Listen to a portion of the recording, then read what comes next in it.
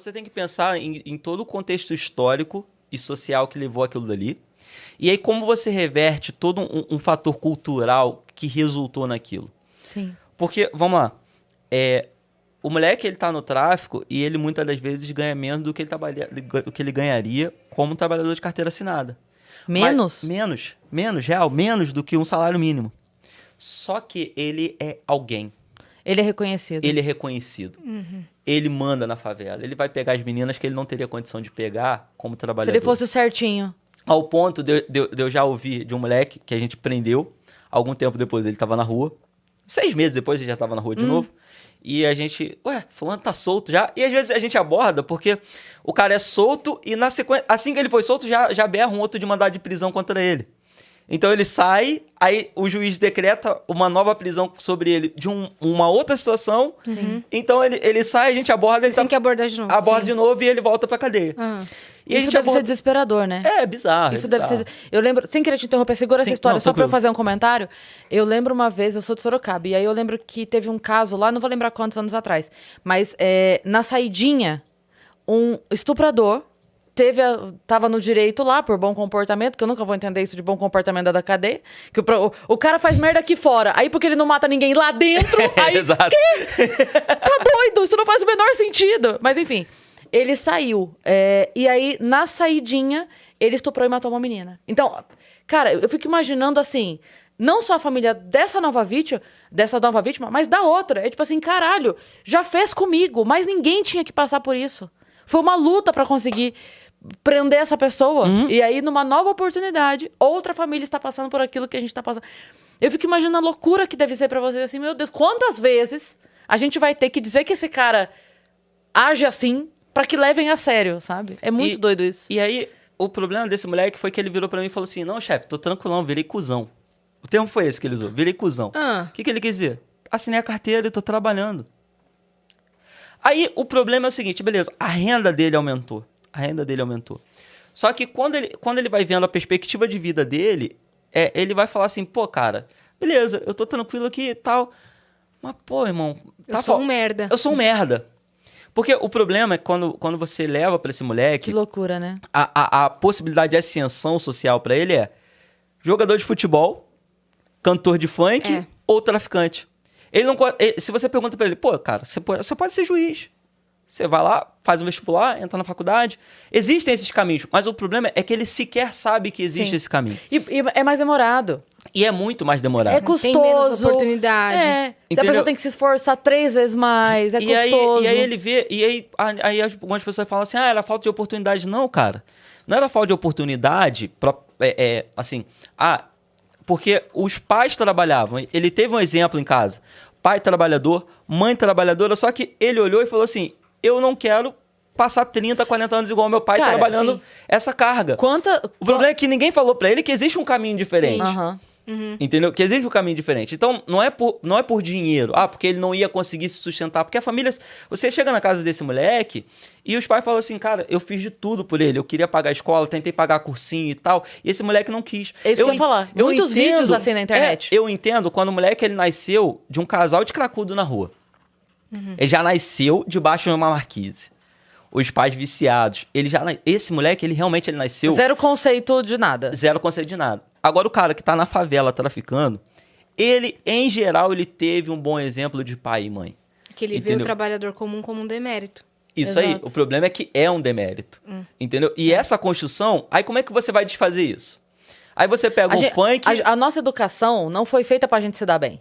Não, a gente tava falando disso outro dia com a Yas, que a gente tava falando... De novo, outro parênteses, tá? Mas é que a gente... Muitos parênteses aqui na conversa. Normal. A gente tava falando sobre abrir empresa e como a gente não aprende isso na escola. Tudo o que é... Tipo assim, você começou a se dar bem um pouquinho. Não precisa ser muito, não. Não tô falando de milionário. Eu tô falando que você começou a se dar bem um pouquinho. Seu negocinho começou a dar certo. É tanta dor de cabeça... É tanta burocracia que você nem entende o que tá acontecendo. A gente foi atropelada por um caminhão no fim do ano de informação, que a gente ficou assim, é o quê? Sabe? Porque você começou a dar certo o seu projeto, começou a dar certo. Já vem, dá-lhe bordoada. E de coisas que você nunca ouviu falar. Nunca. Não tem na escola olha, Pra ser empresário, como é que funciona? Pra você abrir um negócio, como é que é? O que você faz? Pra você estar com o imposto em dia, pra você não ficar devendo pra receber. A gente quer fazer certo. Às vezes você faz errado e nem é na maldade. Às vezes a gente fica se perguntando, tá tudo bem lá? Você resolveu? Cris, como é que tá o seu? Yas, como é que tá o seu? É isso mesmo?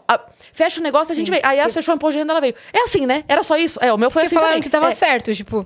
E eu achei muito fácil, porque eu assustei. Tudo é tão difícil, eu achei fácil. Porque isso, às vezes, você nem quer errar.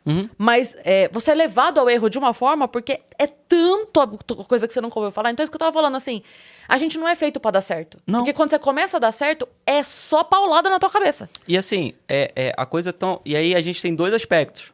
A gente tem que mostrar pro cara que tem uma oportunidade e, por outro lado, a gente tem que reprimir, literalmente reprimir certos comportamentos, músicas que vão valorizar uma cultura marginal. E aí a gente entra também no conflito com liberdade de imprensa, com liberdade de opinião, de expressão. Porque vão falar que é censura. Porque vai falar que é censura. Mas uma coisa, quando você para estudar, por exemplo, a história do hip hop, você tinha uma guerra de gangues acontecendo muito intensa nos Estados Unidos e nego se matando. Aí vem um DJ lá e fala assim, meu irmão, tu quer mostrar que tu é melhor do que o cara? Mostra dançando. Porque pra fazer esses movimentos aqui, tu tem que ser mais rápido, tu tem que ser mais forte e tal. Então você vai mostrar pro cara que você ganha dançando. Você se ligou? Aí por isso que tem esse negócio no hip hop, do cara pegar e fazer a batalha, de dançar ali e terminar assim.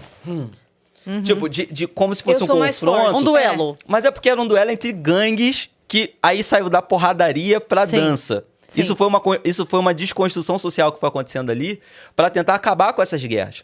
E aí o grafite, ele era uma marcação de território, exemplo do que é uma pichação hoje, e aos poucos ele foi se tornando uma forma de contar a história daquela comunidade. Então, foi um movimento cultural que tirou da violência para o bem. O que a gente viveu no Brasil com o funk foi no sentido contrário. Quando você pega o rap do Silva, ele pede, por favor, autoridade, nós queremos viver, não podemos mais ir na praça porque é muita violência, não sei o quê. Aí você tem o rap do Silva, que, pedindo ajuda e tal, denunciando a realidade da favela e tal. Eu só quero ser feliz. Depois você vem com o rap das armas. Morro do Dendê é ruim de invadir e tal. Nem é a DRE, a gente vai tacar bala de polícia, os amigos escoltando o caveirão. E aí, olha como é que o negócio foi no sentido contrário. Você entendeu? Quando você pega a guerra de gangues nos Estados Unidos, houve todo um movimento contrário para tentar transformar a cultura, para combater essa criminalidade. Aqui no Brasil, a cultura, ela vem cada vez mais entrando num nível intelectual baixo. Lá eles colocaram cultura na criminalidade, aqui a gente colocou criminalidade na cultura. Exato. Entendeu? Ao ponto de você ter músicas que exaltam a ideia do cara morrer numa guerra contra o Estado. Morrer, como é que é? O dono do ouro da prata é Jesus, ninguém leva nada da terra, o salário do pecado é a morte, morrer como homem é o preço da guerra. Aí, mais na sequência da música, ele vai falar assim, nós deixa a família bem, porque a gente deixa um dinheiro pra ele, e as novinhas com saudade. É um negócio assim. Então, assim, a música, a gente tem funks que vão incentivando esse comportamento marginal. Aí, no mesmo caminho, a gente pode pensar na questão da sexualização da mulher. Porque a sexualização da mulher não sei o quê. Mas aí se você bota uma música falando de cachorra, que faz, que acontece, que vai embebedar no baile, não sei o quê, tá valendo. Aí quando você critica esse comportamento, não, você tá censurando. E aí você tem que, por um lado, achar um meio termo para coibir uma criação cultural nesse sentido. E no outro sentido, você tem que mostrar para aquele cara uma oportunidade. Eu lembro que na minha época de moleque, na escola, o sonho dos meus amigos era terminar o 2º grau e trabalhar no estaleiro. Que o tio dele ia colocar ele no estaleiro que ele ia ganhar R$2.500. Essa era a linha de pensamento. Eu vou terminar meus estudos e meu tio vai me colocar na empresa que ele trabalha. E eu estava tentando ser oficial da aeronáutica. Você já queria? Eu já queria. Eu passei, inclusive, fiquei 1 ano, entrei em depressão lá dentro, porque é um inferno a vida num quartel militar. Nossa, eu quero saber essa história aí. Vou chegar lá. E aí, a molecada não sabia que existia essa possibilidade. Porque na cabeça, acontece que a gente tem uma visão que o negócio é hereditário, né? Você nasceu rico, você vai ser rico, e se você nasceu pobre, você vai ser pobre. Esses caminhos alternativos ninguém conhece. Sim. Entendeu? Então, assim, eu botei na minha cabeça que eu queria ser militar, desde molequinho mesmo, eu queria ser militar, e você? Falei com meu pai, vamos descobrir como é que é isso aí. A gente começou a pesquisar. E na época nem internet, Você não nada, tinha histórico isso foi... familiar. Não, meu pai era motorista de ônibus. Não foi hereditário. Não foi Não foi hereditário. hereditário. Na verdade, a situação do meu pai foi hereditária. Que meu avô era cobrador. E aí o meu pai foi o quê? Motorista. Pra trabalhar junto. Entendeu? Seguiu ali o caminho que era o nível de realidade que o meu pai tinha. Total. E aí o meu pai virou pra mim e falou assim, cara, olha só, eu tô trabalhando pra dar pra vocês o que eu não tive condição, o que o meu pai não teve condição de me dar. Então, eu quero que vocês estudem pra fornecer aos filhos de vocês algo que eu não tenho condição de dar pra vocês hoje. A gente vai tentando sempre melhorar um pouquinho, né? Isso. Ele foi me passando essa ideia. Eu passo essa ideia para meus filhos hoje. Cara, que Mas legal. tem gente que não consegue passar isso pros filhos. Fica ali na caixa, E aí né? mantém o ciclo, sabe? Aí tu vê os negócios assim, pais e filhos, desde 1910. Beleza, se tá muito bom o negócio, pô, se você é banqueiro desde 1910, tá bom, pô. Tá. Agora, se você é sapateiro numa sapateriazinha tradicional que te dá R$1.500 por mês, Vai prender o filho desde ali, 1910, tu vai prender teu filho ali? Sim. Dá pra esse moleque uma outra visão. E às vezes, se o pai não tem condição de dar, a gente precisa que o Estado ofereça esse mínimo. Só que aí, hoje, virou modinha empreendedorismo. O que tem de cursinho de empreendedorismo? O que tem... Cara, mas não é só empreendedorismo, porque para você empreender, você tem que ter uma boa ideia, você tem que ter garra, você tem que ter disposição e você tem que ter um mínimozinho de capital. Sim. É. Então, às vezes, E o concurso saber- público é uma melhor opção, mas o moleque não sabe que existe um concurso público. Ele não sabe que existe. O cara acha que a única forma de entrar nas Forças Armadas é pelo alistamento. E ninguém vai falar isso pra ele. Ninguém vai falar, não, tem prova desde soldado, fuzileiro naval, aprendiz de marinheiro, a oficial e você pode ser um Você pode general. prestar. Mas Miquéia, ninguém fala segura isso essa pra ele. história de